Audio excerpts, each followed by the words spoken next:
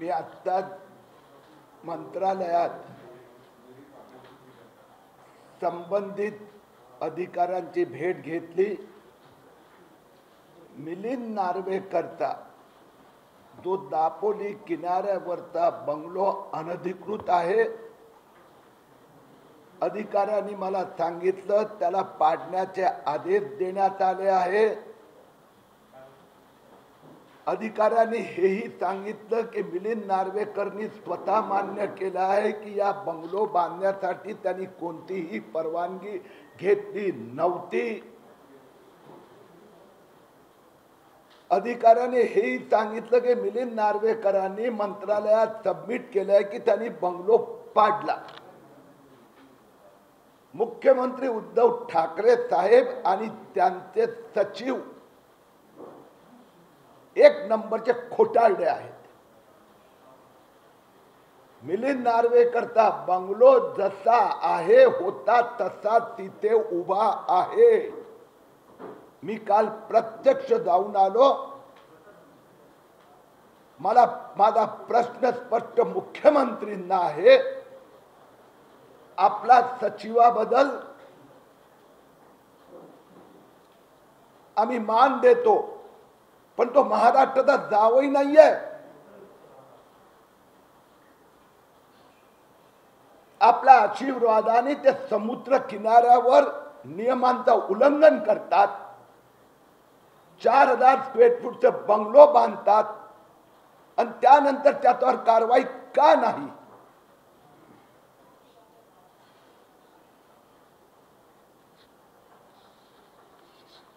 शिवसेना म्हणजे खंडणी सेना, ठाकरे सरकार म्हणजे वसुली सरकार। याचा एक आणखीन उदाहरण, मुंबई महापालिका, मी मागच्या वेळी पण सांगितलं होतं, माफिया कॉन्ट्रॅक्टरचा अड्डा आहे आणि त्याचे लाभार्थी standing committee chairman Yashwant Jadhav,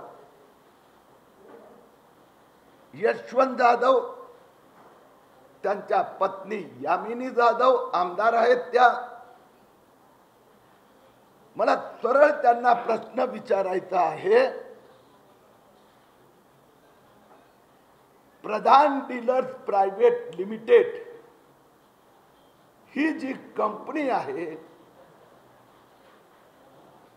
त्याचा सोबतचा आपल्या आर्थिक व्यवहाराची आपण स्पष्टता करणार का? आज मी आपल्या समक्ष एकच उदाहरण देतोय। यशवंत जाधव परिवाराने हवाला ट्रान्झॅक्शननी आपल्या परिवाराची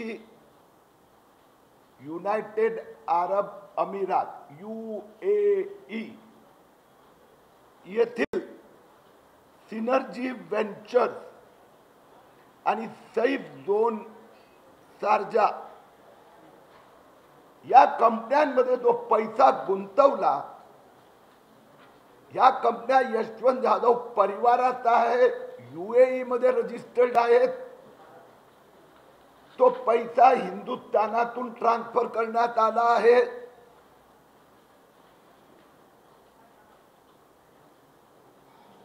तो पैसा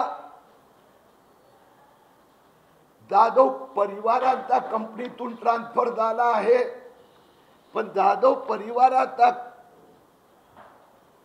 बँक अकाउंट मध्ये हा पैसा प्रधान डीलर प्रायव्हेट लिमिटेडनी जमा केला आणि प्रधान डीलर प्रायव्हेट लिमिटेड ही कोलकाताचा मनी लॉन्ड्रिंग करणारी कंपनी आहे। प्रधान डीलर्स प्रायव्हेट लिमिटेडचे मी 2-4 उदाहरण दिले आपल्याला, 2-3 कंपन्यांची नावं दिलेली आहेत। स्कायलिन कमर्शियल, सुपर सॉफ्ट सप्लायर, दुसऱ्या 1 डझन कंपन्यांची नावं मी आपल्याला जे एनेक्सर दिलेले आहेत त्यात जोडलेलं आहे। Amrit Sai suppliers, Ashtavinayak traders, Kalavanti Vanijya, Sukarma commerce private limited, Pranesh traders private limited आणि या कंपनीचे जे डायरेक्टर आहेत चंद्रशेखर राणे, कृष्णा तोडी,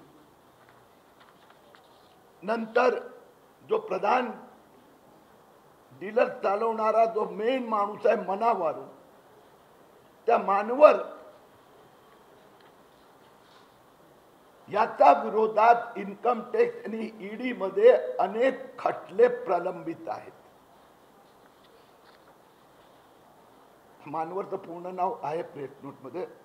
हे जे मानवर आहेत ते मनवार मनवार नाम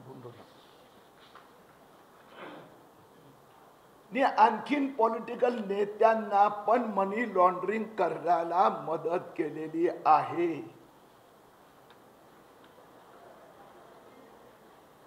या मनावरनी इन्कम टॅक्स आणि ईडी मध्ये मान्य केलं आहे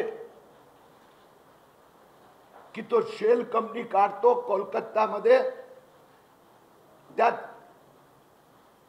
लेअर उभी करून पैसे ट्रान्सफर करतो आणि यशवंत जाधव परिवाराचा कंपनीत चेक देतो.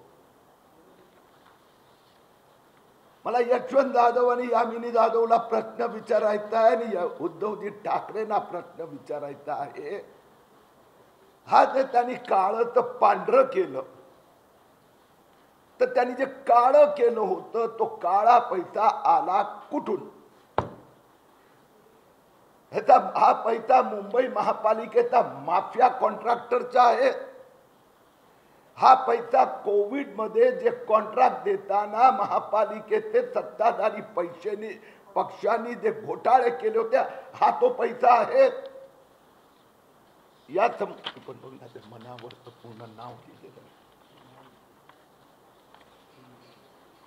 या संबंधात मी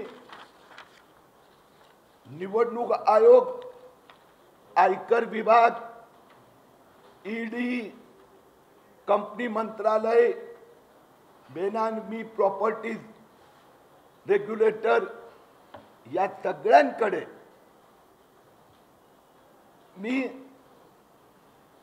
लिखित तक्रार केली आहे.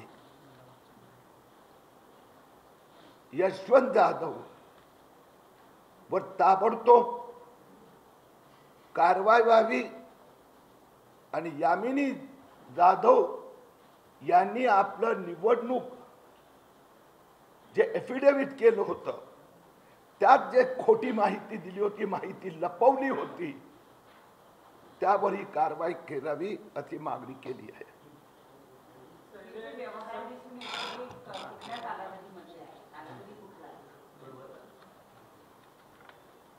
हा 2018 ते 2020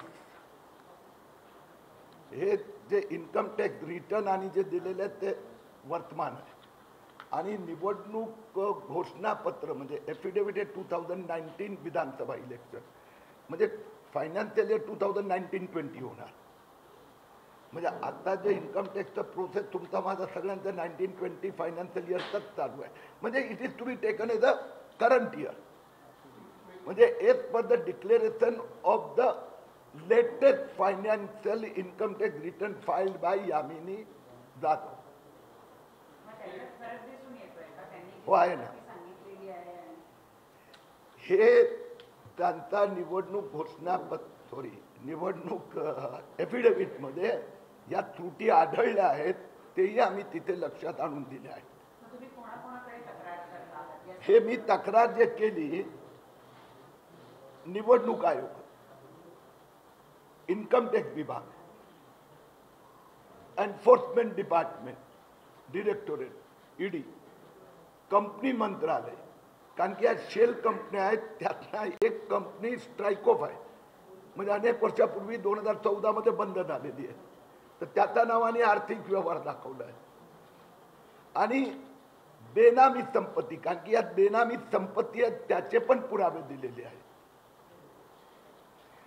परत जे त्यांचा मुलाच्या नावाने UAE मध्ये कंपनीमध्ये इथून पैसा ट्रान्सफर झालाय ते रिझर्व्ह बँकेचं पण डॉक्युमेंट आम्ही दिलेलं आहे. मग मुद्दा काय झाला की इथे कलकत्ता कंपनीमध्ये तिथं फ्रेश त्यांना यांनी रोख रक्कम दिली, त्यांनी शेल कंपन्या बनवून त्यांनी शेल कंपन्यांमधून प्रधान डीलरमध्ये 1 कोटी हे केले आणि प्रधान डीलरनी जाधव आईबाबा म्हणजे यामिनी आणि यशवंत सगळ्यांच्या खात्यात पैसे दिले. ते पैसे UAEच्या कंपनीमध्ये यांनी आपलं ओन कॅपिटल म्हणून ट्रान्सफर केले. म्हणजे इथला पैसा काळा पैसा फॉरेनला गेला.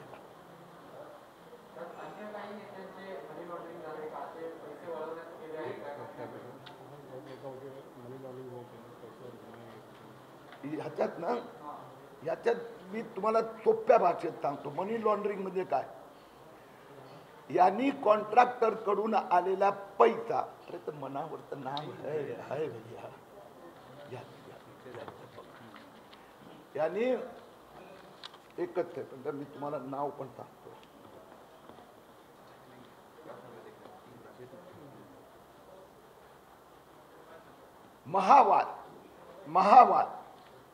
महावार म्हणून जो मनी लॉन्ड्रिंगचा धंदा करतो कलकत्ता बेस्ड कंपनीचा, त्या महावारला यांनी 1 कोटी रुपये रोख दिले. महावारनी वेगवेगळ्या शेल कंपन्यात बनवला, जे मी तुम्हाला नावं दिली तुम्हाला ते एनेक्स्चर मध्ये दिलेली आहेत. त्या कंपन्यांमध्ये हा पैसा टाकला. त्या कंपन्यांनी प्रधान डीलर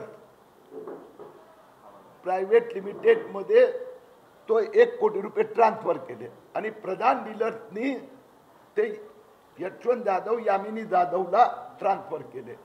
जाधवनी ते आपली जे UAEच्या 2 कंपन्यांमध्ये ते ट्रान्सफर केले. लक्षात आलं? मनी लॉन्ड्रिंग पण झालं आणि फॉरेन मध्ये भ्रष्टाचाराचा पैसा पार्क केला. म्हणजे महावरला जो आणि महावरनी हे कबूल केलं आहे. यशवंत जाधव मला केस देत होते आणि मी अशा प्रकाराने माझा बोगस कंपन्यांमध्ये डिपॉझिट करून प्रधान डीलर ही माझी आणखीन एक बोगस कंपनी त्यातनं. अच्छा, या सगळ्या बॅलन्स शीट आमच्याकडे आहे, म्हणजे हे ट्रान्झॅक्शन आहे. आणि जाधव परिवाराने फॉरेनला ट्रान्सफर केले. रिझर्व्ह बँकची परमिशन ती पण आहे, ते पण दिले.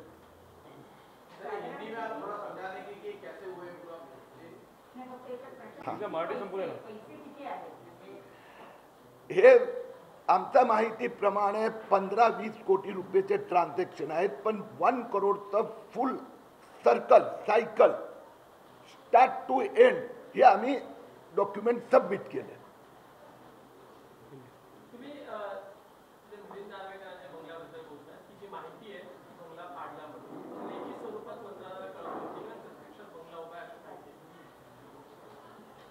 यशवंत जाधव ने भी अपने चुनाव मध्ये निवडणूक फॉर्म भरला होता, पण महापालिकेला हे नियम अजून एवढे लागू पडत नाही.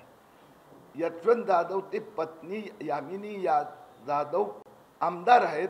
तिने आपल्या निवडणूक घोषणापत्रात जे ॲफिडेव्हिट फाईल केलं त्यात जे डिटेल्स दिलेली आहे त्या प्रधान कंपनीचं ट्रान्झॅक्शन आणि UAEच्या कंपनीचं ट्रान्झॅक्शन दिलंय. ते प्रधान कंपनीने आपल्याला पैसे कसे दिले, संबंध काय, त्यांनी दाखवलंय लोन आणि प्रधाननी दाखवलंय की त्यांचे पैसे मी त्यांना परत केले.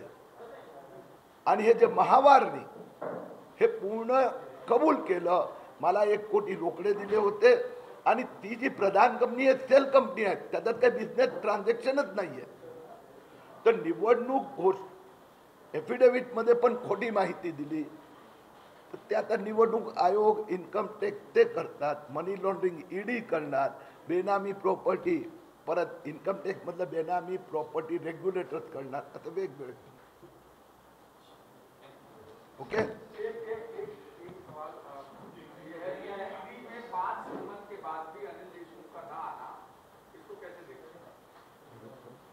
ईडी में अनिल देशमुख, सॉरी अनिल देशमुख,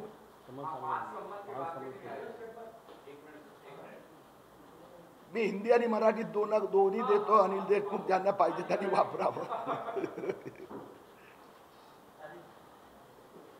शरद पवार, संजय राऊत, उद्धव ठाकरे आता कुठे लपले आहेत? आता सुप्रीम कोर्टाने अनिल देशमुखची याचिका फेटाळल्यानंतर अनिल देशमुख का ईडी समक्ष हजर होत नाही? काय शरद पवार आणि उद्धव ठाकरेंना भीती आहे की अनिल देशमुख उपस्थित झाले तर 100 कोटीचं वाटप कसं व्हायचं याचा हिशोब लोकांच्या समोर येणार?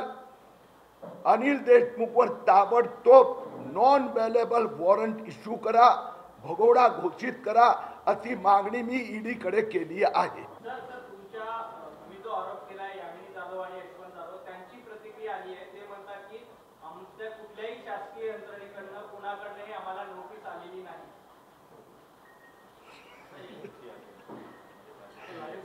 काय वेळ मला हसायला येते.